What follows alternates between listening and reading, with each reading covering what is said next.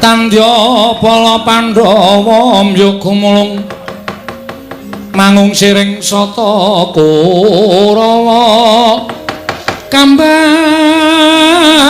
ongge surukatite merut layut sagung praratu sang satama sang kapilayu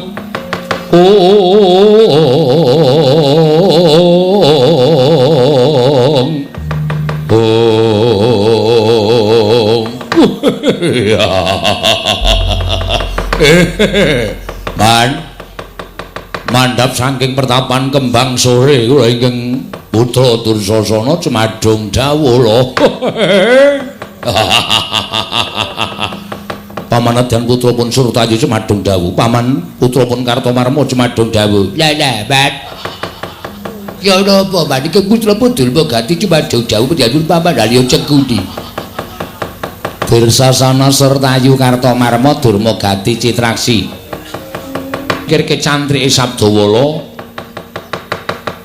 tegese ora klakon mboyong marang Begawan Sabdawala kang mangkono bakal dadi dukane anak Prabu Ngastina. Wah, ladal.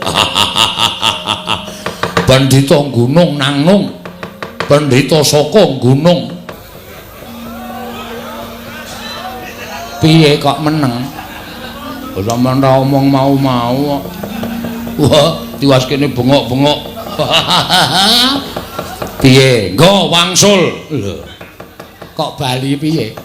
Mau ora kaya-kaya lemu matur kok saiki bali. Kudu ndok rangket. Yen kowe iso ngrangket santri ing Sabdawala, kowe iso mboyong marang Begawan Sabdawala. Ning yen ora iso, ya wis awak dhewe bali nglenthung ora bakal entuk gawe Dursasana. Wolah. Nek wau kula pikir cantrik-cantrik ini wong Karang Pradesan wong mriku mawon. Nek gandeng sampeyan paring dawuh, cantrike Anoman Ali Antasena. Alon-alon, Man. Alon-alon piye? Dipetung sampun ngantos buntung tembe wingkingipun. Mergo Anoman Antasena niku wong ampuh-ampuh wong digdaya. Lah, rak tenan to, aku wis ngerti kok. Ora kaya sumbarmu nalika ngarep bar saiki kowe ngerti cantrik Sabdawala Anoman karo Antasena kanjur katon pucet cahyamu raimu kok kanjur alum kaya ngono. Sapa sing wani karo Antasena? Sapa sing wani karo Anoman niku satriya pengpengan kabeh. Anoman niku arep kethek niku gembong mangliawan. Tau tate dadi senopati ning Sang Marteng jagat Prabu Rama Wijaya. Neming kula musuh Anoman mulih iso mlebu ICU, Man. Rasaku kan gunem tanpa guna. Wis to. Kowe menang, Watalaja maju mbaka siji, maju bareng mara. Anoman dikeroyok, Antasena dikeroyok ora jeneng mukal yen to kabeh bakal kalah. Ora bakal kelakon ning antase wong 100 kok kalah karo wong loro. Maju bareng aja maju mbaka ijen. Oh nggih. Pangatipun para putra Minjamrapa ora ketang sambung Baracara lintang mangkata dina iki. Surtayu budal nggih ngestaken dawuh. Kartomarma budal nggih ngestaken dawuh. Citraksi budal. Apa? Iki sandawa.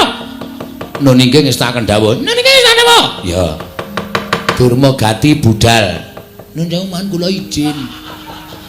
Lah ngopo? Kula kok kaya ajeng macuk angin nggih, Man. Masuk angin kok ketara iki cara ngendi? Awake gleges-gleges. Ilung mampet. Mlipat nggo nyawang napa-napa teng klebyul, Man. Nek weruh dhuwit cetha. Kuwi ora masuk angin, yen tok niati arep mundur mangkat aja kaya bocah cilik. Nggih, ayo ora ketang gliyak-gliyak le.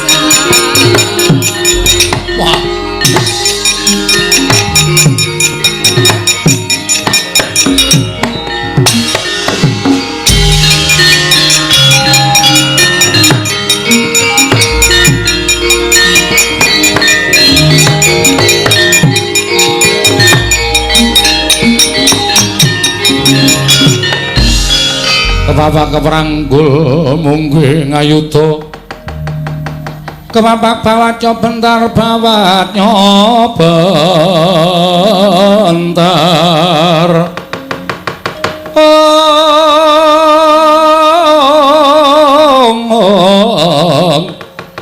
kepapak nyomunggih ngaloka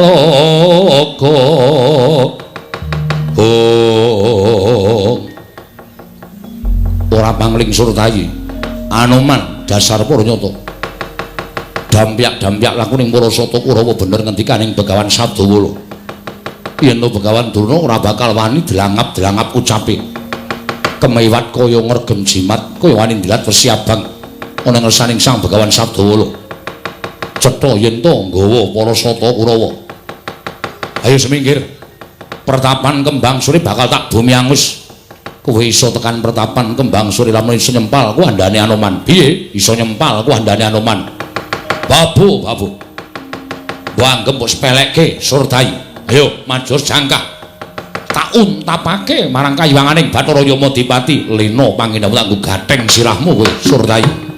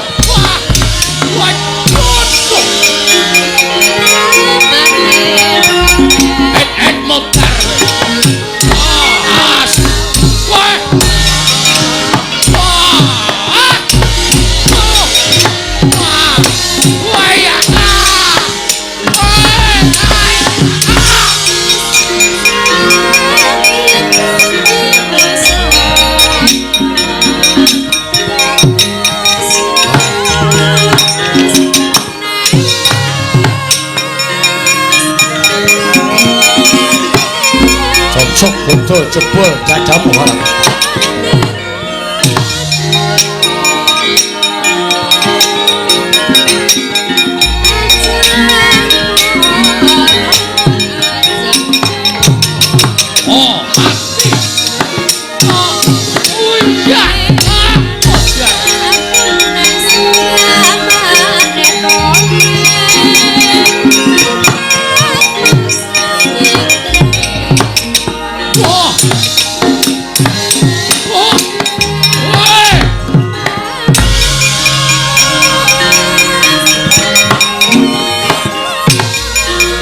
Setan, ayo balik iki.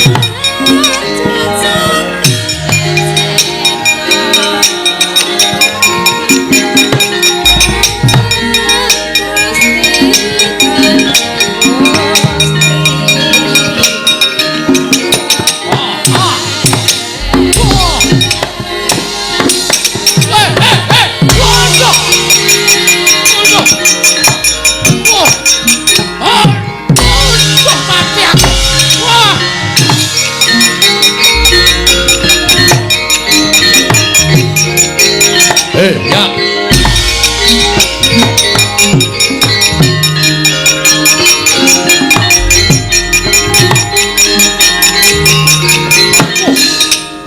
Mujar. Iblis lalat. Ketek tuwa ora mutar-mutar. Wah.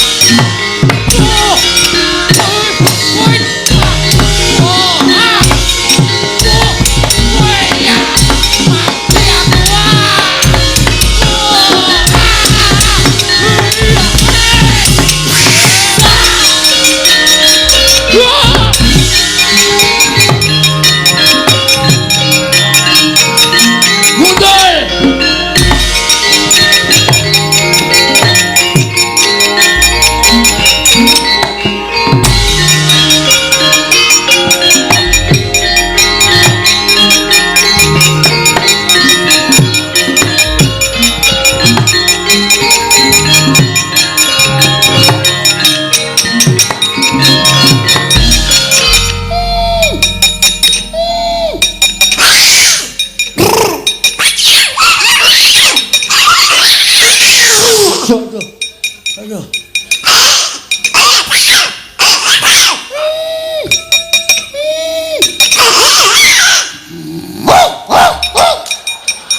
Modal we. Padake lah iso ngalahke munyuk aku. Munyuk kalah karo kilik. Kowe nek nggo golek dhuwit nunggangi kilik. Jenenge ledek munyuk. Ayo mlene Anoman. Ora kaya bocah cilik. Mungsumu aku.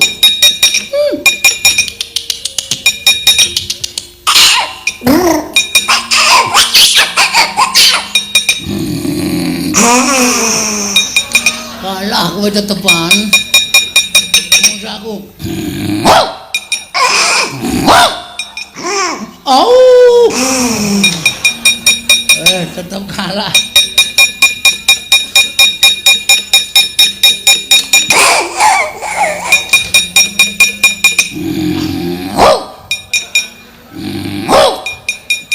Ora tak gantung kirike. Wis malik onto Cina to. Wis. Tak kira Ji Anoman awake beda. Ji Anoman yen diwulu aku ora kok.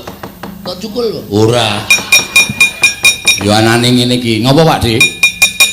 Kembang cole tak obong. Lho, kok njur awur-awuran. Kembang sore iki eneng sing duwe. Ya ki Begawan Sabdawala, ora sak penake dhewe tak obong. Nek arep ngobong karo kembang sore aku ora trimo. Coba kowe? Aku cantrik kembang sore. Kena kowe ngobong kembang sore, ngalahno Antasena. Kudu ngalahke kowe? Ya wis lah, blas sida. Piye to iki kok ora sida iki piye? Pakde iki satriya lho. Pakde iki satriyaning praja, satriyaning praja Ngastina. Nek nganti maju ketemu karo musuh ora sida gelut ki nek cara aku isin. Ayo perang yo. Aku kalah karo kowe. Lho aja kalah sik. Kalah aku. Yakin aku ngaku kalah. Ora isin apa kowe? Isin ngopo? Delok wong semene kok nganti ngaku kalah. Ora wirang. Lah. Ora isin. Lah. Icin dienggo melem ilang. Apa? Icin dienggo melem ilang. Anggere mlipate melem icing iki lah bakal ono. Ya saora-orane gelut yo. Saubengan rong hubungan. Aku lan dicangu. Gelut ra sanggo sangu nggo kekendelan. Oke. Nek ora celu-celu ning antem. Yo. Kecuali kok antem kamu bantel, pan aku tak antem pican modal tenan aku. Yo. Lah celu-celu. Yo. Ngerti aku Pak Demu. Yo. Yo. Uduh suwe. Ora nggo gamelan. Lah cah do kecel ketoke. Oh iya. Ngene iki wudu. Awas. Us. Nanti iki nang kene. Ora entuk nyilem. Oh iya. Ora entuk ambles bumi, ora ambles bumi aku lek ngantem. Oh iya, iya. Awas. Hop. Lho kok banter? Oh cali-cali lali ya. Cali-cali kebacut. Ola nipo kowe? Ah karepmu nipo? Oh iya. Ah, men ketok aku lho do menangan. Oh iya. Jandak cilai set jegluke lemah. Iya, gajah laine.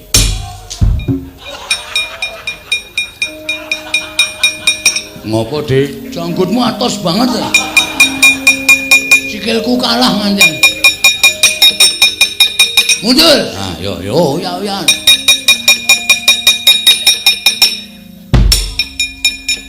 Cemono wae cemono. Ya.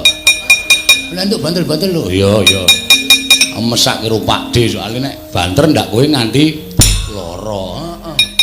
Cemono wis cukup. Ya. Kebantelan ya. Nggon cangkem iki mau. Ya. Us. Wut edian. Ora lunga. Aku men kaya kowe. Ayo nek iso endo ya asem ya.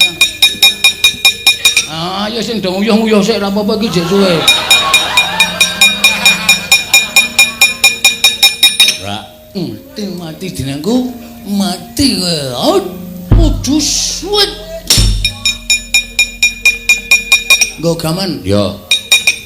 Tenanan ora? Ora. Oh ya. Waduh.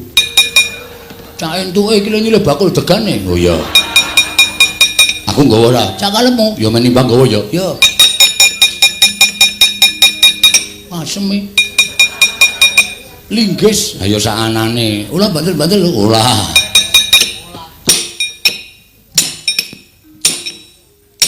Wah, lame iki. Heeh. Sik. Hop. Wis kalah kok hubub. Aku cek ndek gamane. Oh iya. Cukup. Amin graji kok. Kiai Celkel. Apa? Kiai Celkel. Celkel ki? Celkel. Ngegraji gluk. Oh. Celkel. Udus. Anjukonane? Ya cukup. Apa kuwi cetok? Ya.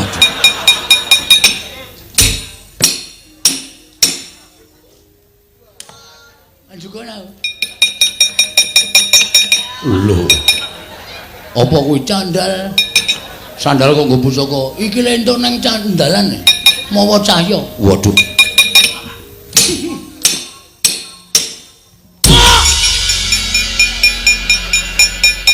Masaku kok entek-entekke tenaga.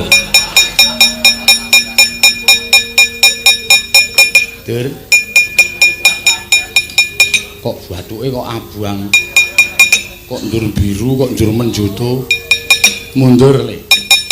Liyane men tumandang karya. Lho. Onto ceno ngapusi man. Ngapusi apa? Jarane alon-alon bantel-bantel nutuk ndas kula. Nganggo linggis. Mun manggaken. Ya. Cultayu kalah mundur, ngerti aku. Kalto Malmo kalah mundur, ngerti. Dulmo ganti kalah mundur. Sapa sing arep maju?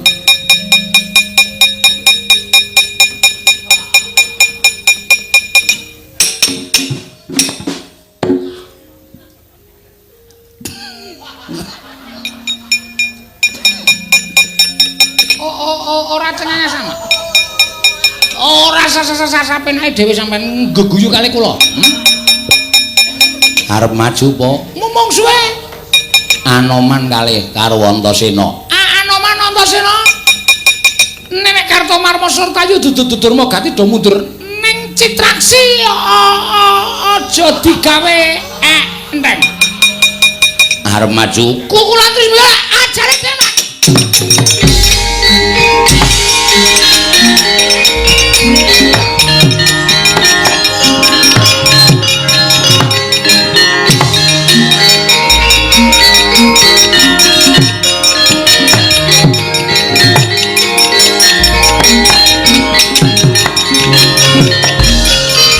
Pak DJ Traksi Antasena pancen kepara nyata. Melayu banter banget goleki cantrike Sabdawala. Aku cantrike Sabdawala. Kowe cantrike Sabdawala. Dasar para nyata. Mama. Mati dening aku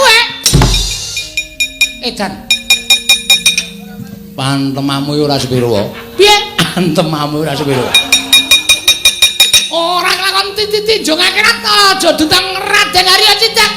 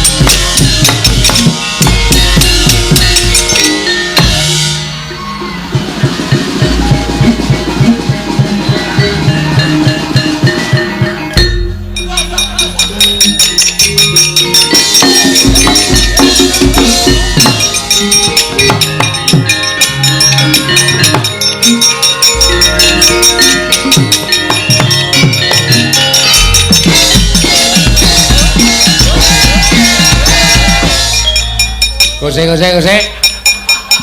Berhenti. Maju perang biasane kanca-kancamu iki do kalah. Mundur kowe brangkang kok. Kowe joget. Wong niki nek arep entuk kanugrahan ora kaya wong. Antasena tak antem. Rapopo kula diantem bales Antasena. Bres. Candak sirah kula duncalke mburi, Mas. Kowe eling ora? Eling. Oh. Terus tiba teng ngarepe asu Anoman. Bres diantem Anoman kula. Bres. Candak sirah kula duncalke mburi. Brubut. Oh.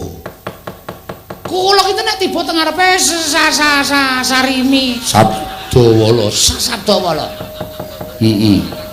Jujur bulan ini boteng ngarepe wong wedok lemu banget. Oh. Teteng dodo ana tulisane Sunyahni. Oh iya. Sesajae kaget wonge. Oh. Tiba blek. Langsung kula diantemi bres nganti tenger-tenger nika. Bareng kula megap-megap candak sirah kula terus diseseli niku maslub ngoten. Papaune ajeng kula lepeh. Oh. Papaune ajeng kula lepeh. Ning kok kula seret kok seger. Terus kula entekke man. Oh. Sesajake nganti kentekan napas. Sisih kudune sing kewaregen kula sing semaput kula kok malah mriko sing kemaput. Mbok menawa kempes. Mbok menawa. Ah, seger. Gabres kuwi lho. Napa nggih? Kuning apa putih? Putih. Seger. Temonjo tenan, Man. Ajeng ngicipi napa? Ora. Wong tuwa kok aneh-aneh. Weh, arep padha kaya ngapa niku? Tuwa kae nek disediani kaya ngono ya tetep gliyak-gliyak. Isih kok. Isih sing siji. Oh. Nah, dinikmati dimendinake mboten apa-apa. Nun. Kowe arep maju apa ora, Le? Nun, kowe arep maju apa ora? Mboten ajeng-majeng. Pun kajeng mboten napa-napa. Ora isin mungsuh Anoman Antasena. Wah, isin lara ya cilaka. Mbok isin pun mboten isin ra apa-apa ning ora usah maju ra usah babak bunyak awake. Pun kajengipun Kakang Duna pripun? Mang semikir Lepate. Sabdawala kuat nampani Kyai Cundamane. Oh, kula meguru karo Sabdawala.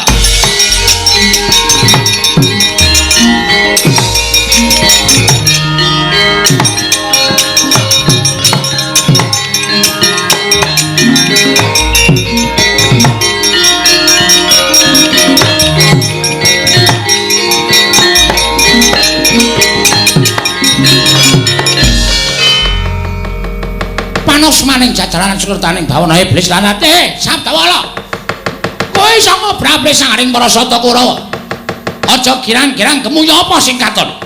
Pusaka kadewatan Kyai Cundamane ora minggat jojo cacamu ora tekaning patu jojo.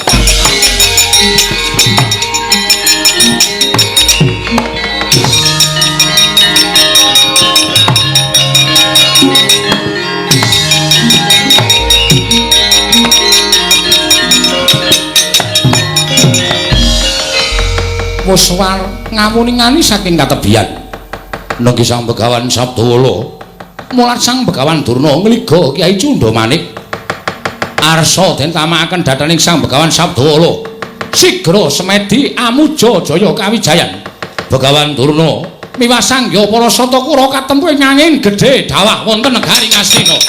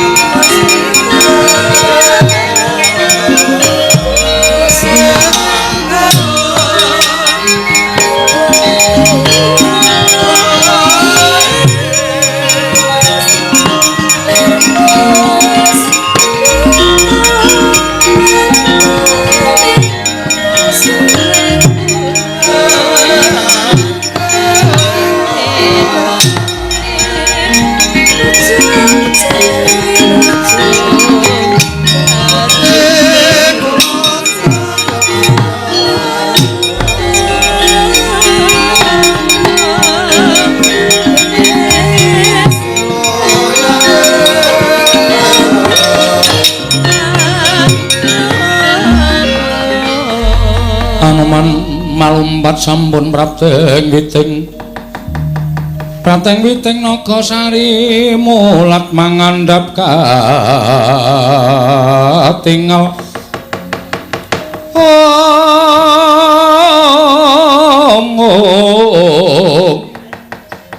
mulat mangandhap katringal wanudya yukura ageng menawi boten saking pambiyantu paduka menemban tartemtu mertapan kembang sore menika lebur tumpur tanpa dadi krana kula ngertos dhateng kekiyatanipun Kyai Cundamanik Begawan Durna sing sajake wis kelangan akal nggone bakal mboyong Begawan Sabdawala man wonten timbalan wiwit tekaning wong Astina iki tak kira saka pangrasaku bakal saya akeh panggoda pangrencanane sing bakal tumanduk marang pertapan kembang sore iki. Lajeng parang paduka kados pundi? Jaga-jaga samapta ing gati sawiga ing diri. Aja nangking maraja saka sela-selaning garu ya Anoman mriki ngestaken dawuh. Aku tak semedi supaya gancarake sarta ngrancakake ngono bakal paring ilmu marang para cantrik. Nah itu lho mangkaten kula namung sumangga dhek kersa paduka Penemban. Karo Raden Antasena jaganan pertapan kembang sore niki ngestaken dawuh. Nyuwun pangestu Penemban sing ati-ati aku tak manembah ana ngersane Hyang Mahana Anoman niki ngestaken dawuh Penemban.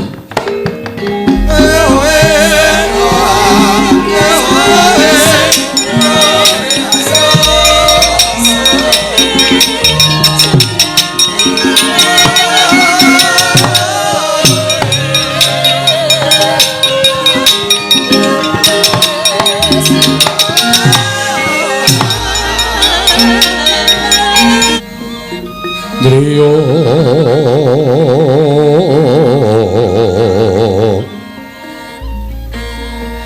Purwang Candra katawangan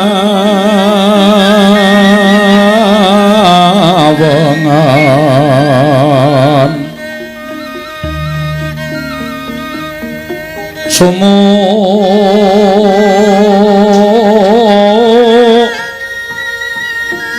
gas katu ritan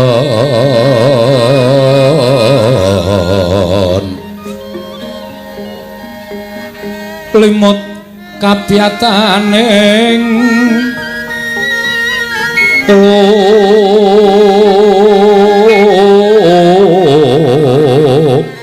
ojit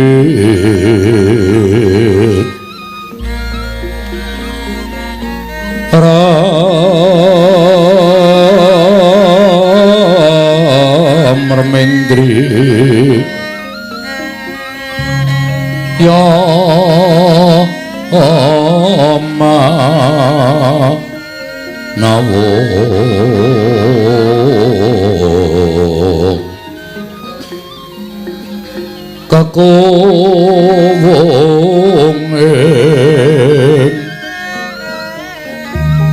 kakunging bang wiseso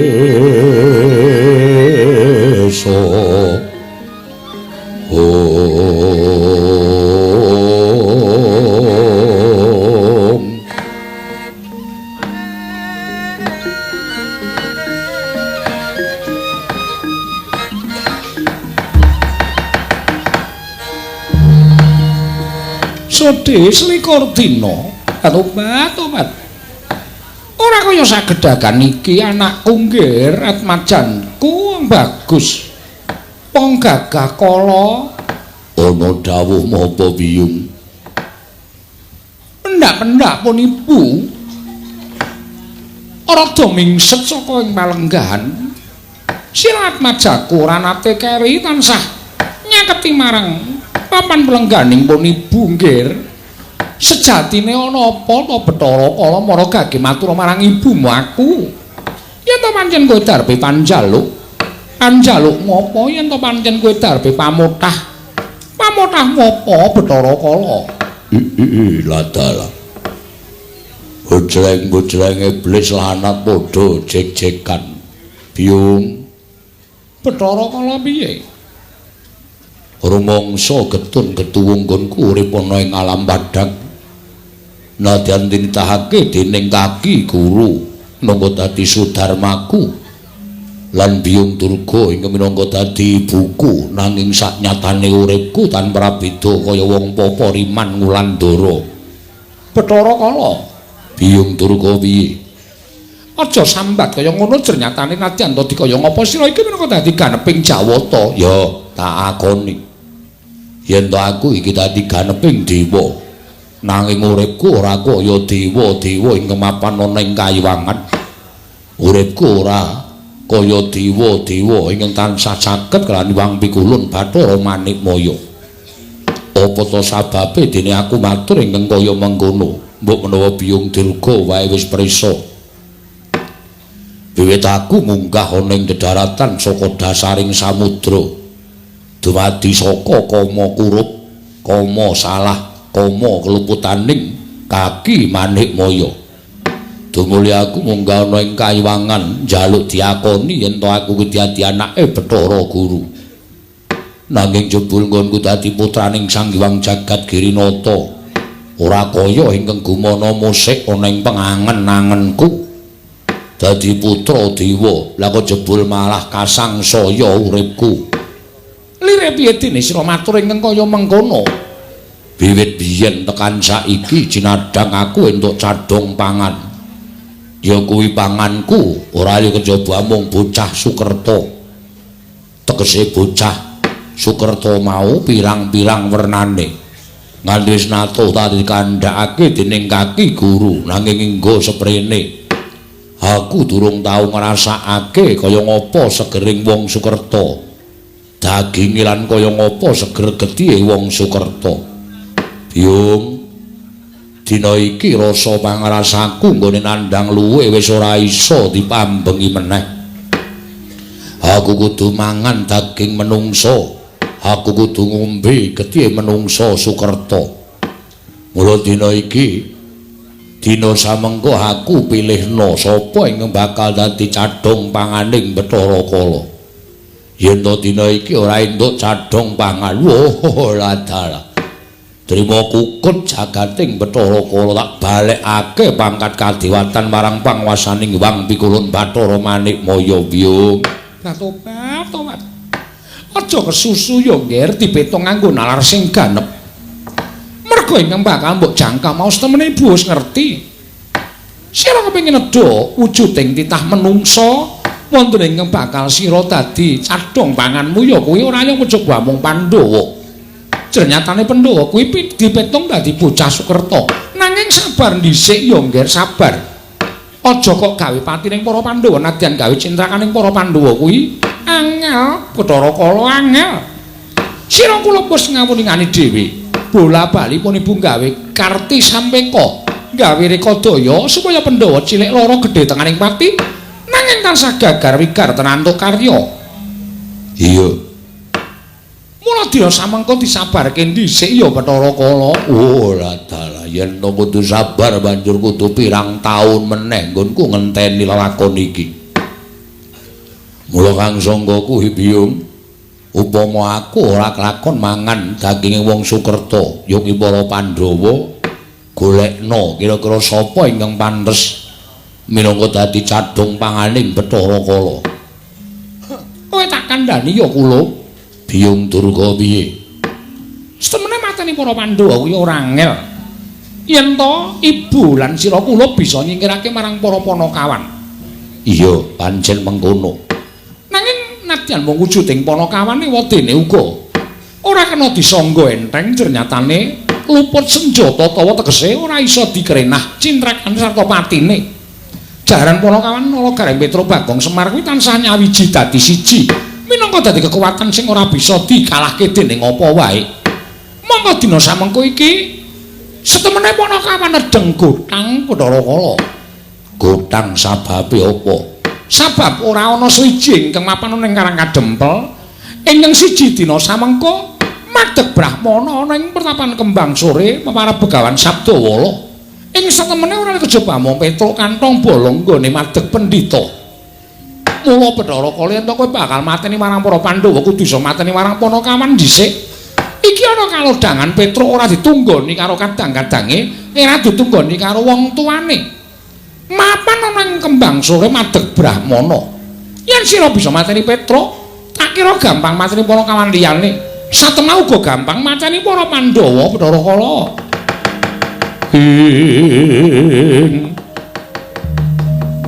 Buta Pandhawa tata gati Wisraya. Gendriyaksa Sara Maruta Pawana Bana Margana. Oh, latala. Apa pancen bener mengkono? Iya. Setemenipun Ibu ora Pak, ora wani ngarep buka apa wadi iki nanging gandeng adreng panjaluke anakku lanang ndak tersane Bathara Kala mula monipun disi marang panguwasaning Gusti mbuka marang wadining Begawan Sabda ing mapan ning pertapan Kembang Sore. Oh, latala. Yen ngono Petruk nggone mapan dadi pendhita ning pertapan Kembang Sore ora ditunggu dening bapakne lan ora ditunggu dening kadang-kadange. Mung ijen tanpa ruang Bathara Kala. Oh, la iki dadi pancatan. anggonku bisa mateni salah sawijining Panakawan yen Petruk tekaning pati mateni Semar Gareng lan Bagong ora bakal kangelan luwih-luwih mateni para Pandhawa yen Pandhawa suwal saka Semar sak anak-anake ngibarate kaya dene angel mijet wae ngranti suwe banyu sinaring mengono ngger Lelanono dina samangka aku tak budal mapan ning pertapan Kembang Sore. Tak cidrane sugenge Begawan Sabdawala. Supaya mengko bisa tekaning pati lan aku iso ngrasakake kaya ngapa seger getihe Begawan Sabdawala. Lan bisa ngrasakake kaya ngapa enaking daginging Begawan Sabdawala. Mengkono Bathara Kala, ya mula Kang Sangga kuwi aku njaluk pamit biyo. Pamestu ingkang dak suwun ora bakal tegake nggih. Pun ibu bakal tuntas sak laku jantramu anakku Bathara Kala. Iya, ibu biyo ngaturake panuwun ingkang tanpa kepinggan.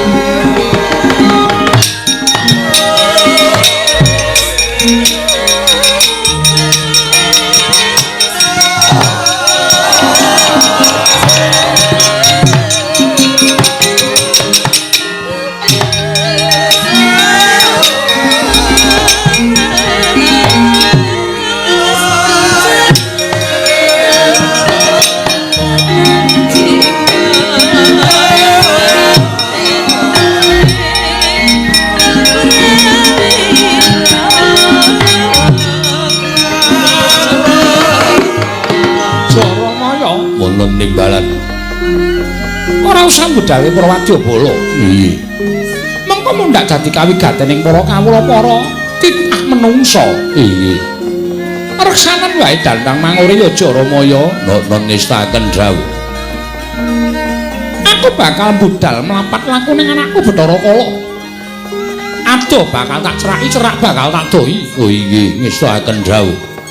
Sembah kula ngendharaken Jengkar Paduka Pandya Petari. Pamujimu tak jaluk muga-muga kelakon penjanganing momonganmu Bathara Kala ya aja Ramaya. Nggih, mboten langkung ngestaken dawuh Paduka Pandya Petari.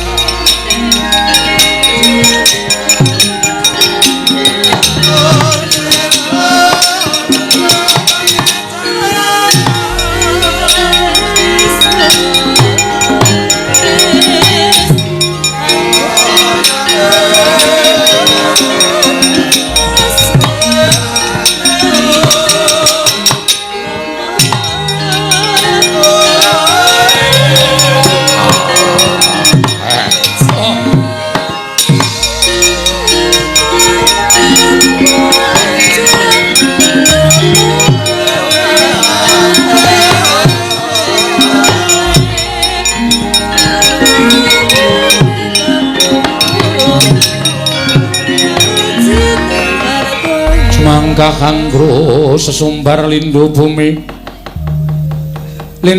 kuncingku malutho kuntur katup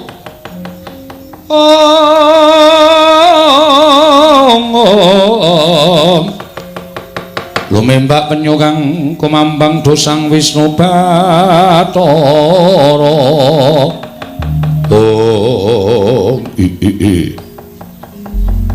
ora nono babar pisan jebul entuk dalan saka pengendikaning Biyung Durga ingkang bakal menehi pangan kalawan aku. Ora dalah selak luwe rasaning wetengku ora kisenan apa-apa pirang-pirang taun suwene hak jujuke pertapan Kembang Sore. Begawan Sabdawala ora ngerti lakuning Bathara Kala. Tak krek janggamu tugel tel gulumu sesep-sesep getihmu ya.